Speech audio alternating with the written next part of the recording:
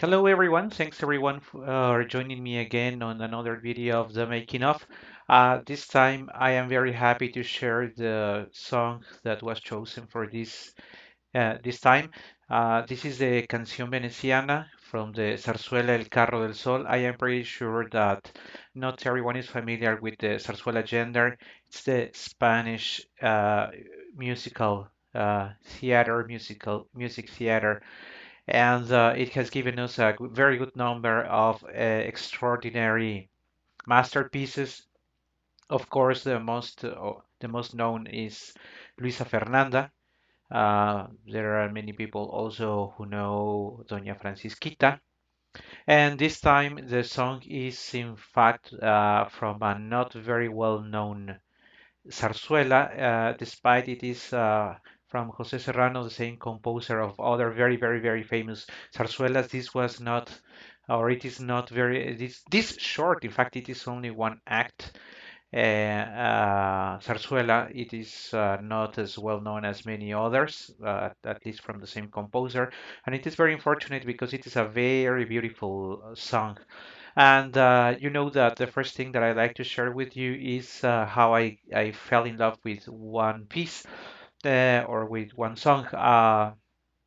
In fact, let me share with you, for those who are not aware, in Zarzuela, the the solos by the singers are called romanzas.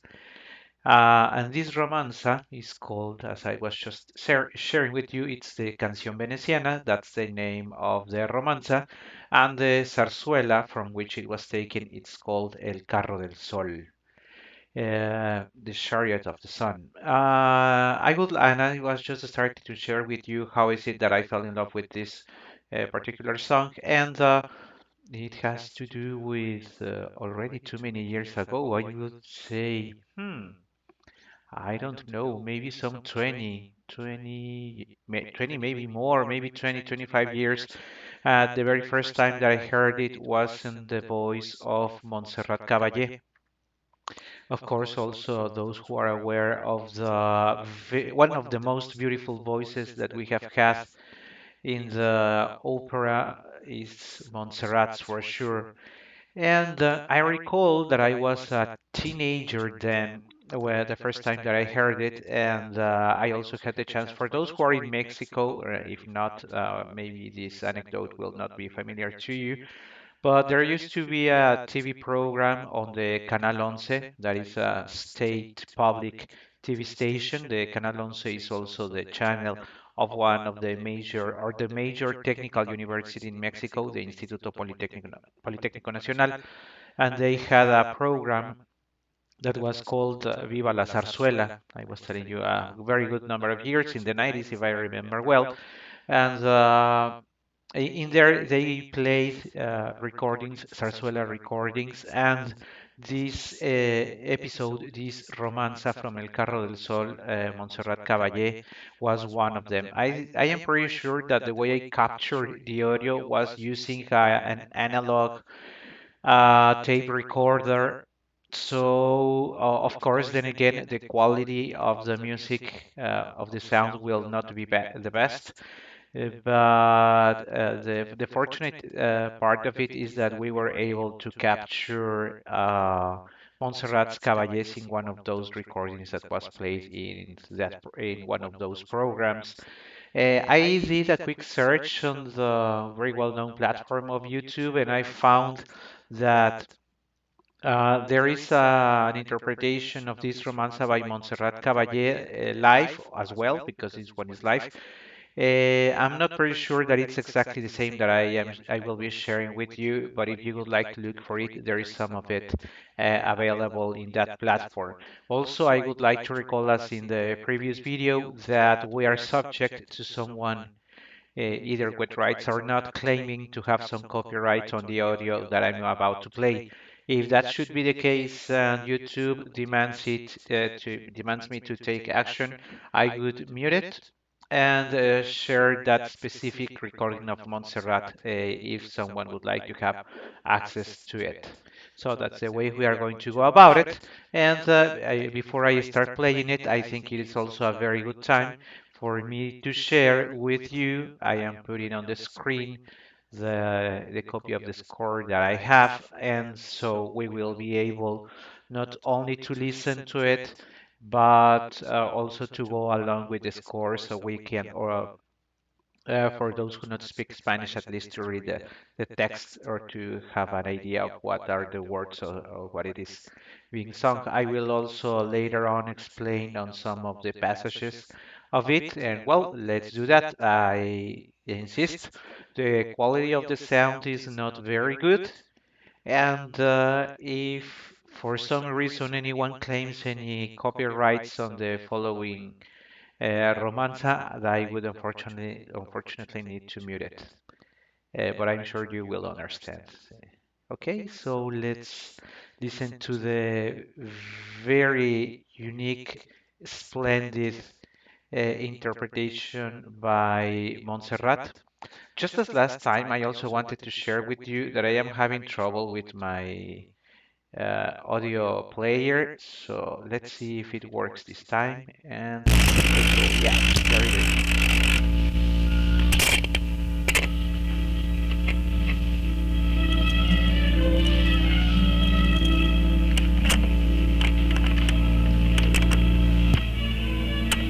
Of course, as you may have already noticed, the score that I hear is a reduction to piano. It's live presentation by Montserrat by full orchestra, of course.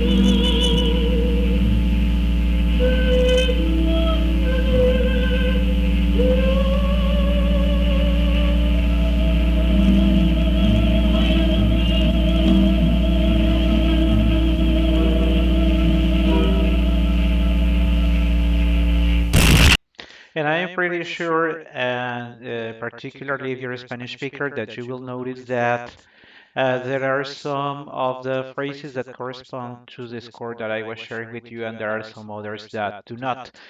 And I have two. hypotheses around it. First one, Montserrat had a different score to the one that I have here. And the second one, and to be sincere, I think that it's the most likely that this is what actually happened.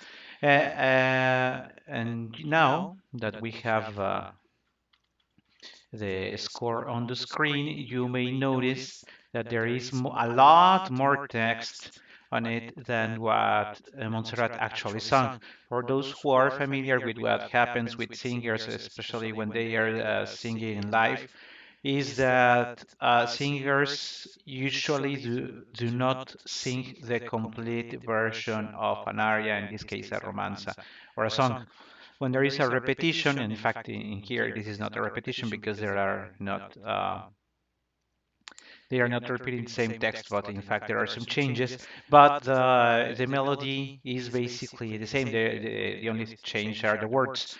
So what singers usually do is that they only sing half, and that could be the answer if we said, well, Montserrat, what actually did is that she sung only half of the song and then jumped to the end.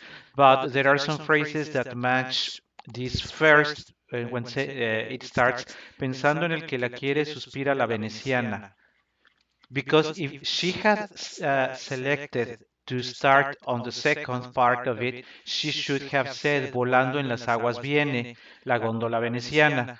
And I noticed, you may not have noticed, but she mixed part of the phrases that are of the same part, and some others are of the second. So my thoughts are that in fact she forgot and she mixed one part and the other. Unless you have the score here, you cannot tell that she actually messed up. But it is very common. So if there is a singer in here watching the video, he may agree that there are several songs, particularly when there are many phrases or repetitions, when one actually or basically messes up with the words. So I think that's what she did, but she mastered it to perfection, so no one noticed except the ones that have the score or that know the romanza very well that there is something that really didn't match the actual score. And unless, as I was telling you, that uh, there is another version of the score, which is the one she actually had, and the lines of the words are different to the ones I have here. I also, by listening to the complete render of the song, I noticed that there is not much coherence in the language on what she is singing. So that's why I lean to think that she actually messed up. So I apologize for Montserrat, but we are not trying to criticize her, but just to understand that this is something that happens to every singer. And at the end, I still love her rendition of this song. But now let's go uh, to sharing with you some of my thoughts on the phrases. Of course, after this beginning of the song, that is, as you could hear it in the music, that is absolutely beautiful. And before I jump into detail, and before also I forget, I also wanted to share with you that this time I would like, if you, and I would assume that you have already watched, listened to the video, the postcard for the Cancion Veneciana, that you go and actually listen, go to the YouTube site from which I got the accompaniment, and because it is a very, very, very, besides the sound played by an automatic mechanical pianola, the sound is gorgeous. If you have a trained ear, you may have already noticed that it was not a piano.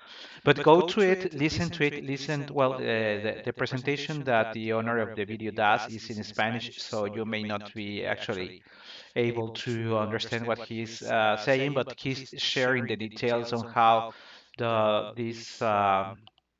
the material for the mechanic pianola to play was gotten, and make some references to the author. So the complete story is very, very interesting, very, very interesting. So the sound fully corresponds to that mechanic pianola, and it's absolutely amazing. Even without the words, the whole music is astonishingly beautiful. So if you have the chance, please go to that link and well, listen to it.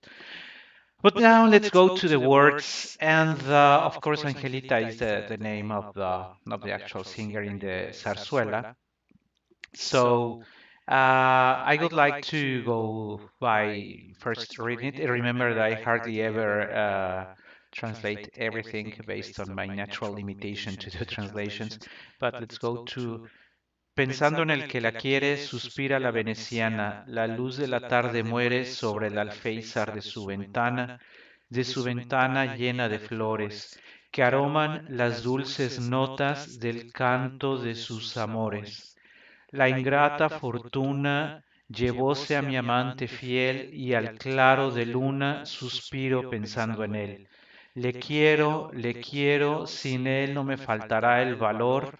Le espero y en el mundo entero no habrá quien me robe las dulces horas de su amor. Let me make a short pause here because this phrase, the way it wraps the first part of the romance, is one of the parts that I like the best.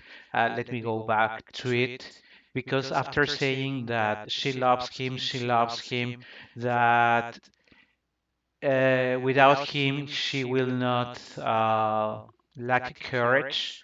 She insists that she waits for him, and y en el mundo entero, in the whole world, there will be no one who can steal those sweet hours of his love. In English, based on my poor translation, it may not sound that attractive, but in Spanish, the use of the language again, the rhythm, the way you can, the natural intonation of those words in our mother tongue is amazing. Le quiero, sin él no me faltará el valor. Le espero y en el mundo entero no habrá quien me robe las dulces horas de su amor. Then we go to the second part. Uh, I also like this phrase. I'm not very sure for what reason, just like it, that it says, Volando en las aguas viene. I also know some singers that instead of singing here, Volando en las aguas, say, Surcando en las aguas.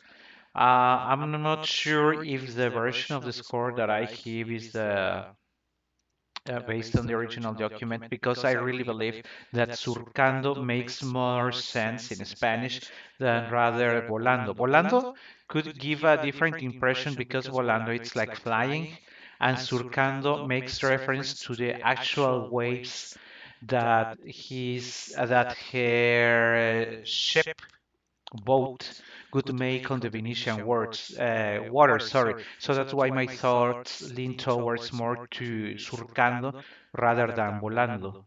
But well, volando en las aguas viene la góndola veneciana que en el canal se detiene bajo el alféizar de su ventana, de su ventana, de su ventana llena de flores que aroman, su voz resuena del canto de sus amores. Y regresa a esta frase and then goes back to this phrase because in fact she's longing for her love and says la ingrata fortuna me quiso apartar de aquí y al claro de luna de nuevo me acerco a ti. Te quiero, la ausencia no mitigó mi ardor, te quiero y en el mundo entero no habrá quien me robe las dulces horas de su amor. No habrá quien me robe las felices horas de tu ardiente amor. So, I was sharing with you that the construction of the romanza is very similar between part one and part two. The words are lovely, and I would also like to share with you that it is a very difficult song to sing, not because there are high notes, because there is nothing higher than a G somewhere, but based on the precision and of course the emotion but also the intention of what you are saying because and then I also believe that there is a very good this is a very good way to wrap the music because when you say no habrá quien me robe las felices horas, which is almost like speaking, No habrá quien me robe las felices horas. And we have a note here that says ralentando de tu ardiente.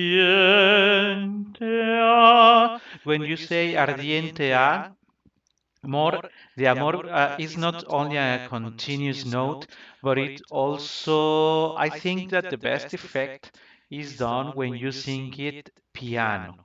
Never go full voice to wrap up this song, at least that's my interpretation of what should be done here. And of course, when you hear it in the voice and the splendid pianissimi that Caballé has, of course, this is something so out of this world because at this point, not only in the first part, but in the second one, when you go to Amor, the voice of the singer basically, I would use the expression gets lost, not get lost in the sense that does not have any relation with the music, but mixes or yeah, gets mixed with the rest of the music so that at some point you need to start forgetting that there's someone actually singing that note because it is very well mixed with the rest of the music. I mean, it's not taking primacy, but it is very well integrated into that.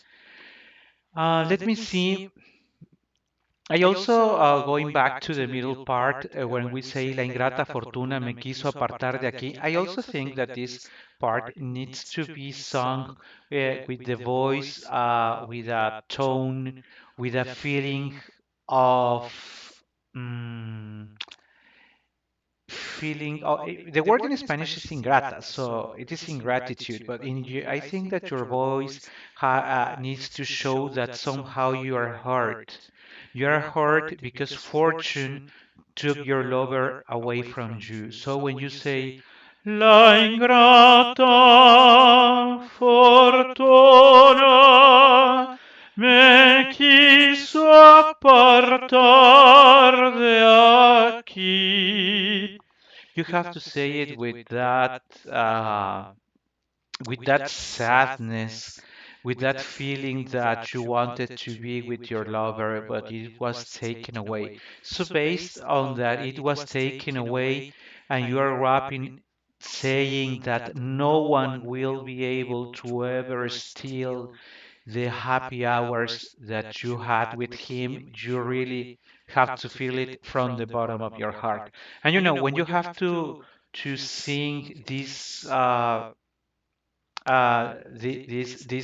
and these texts, you have to do it somehow from the bottom of your heart, somehow like really feeling that someone took you away, took your lover, the one you loved, away from you, but in the end, they will never be able to take away the happy hours that you had with him.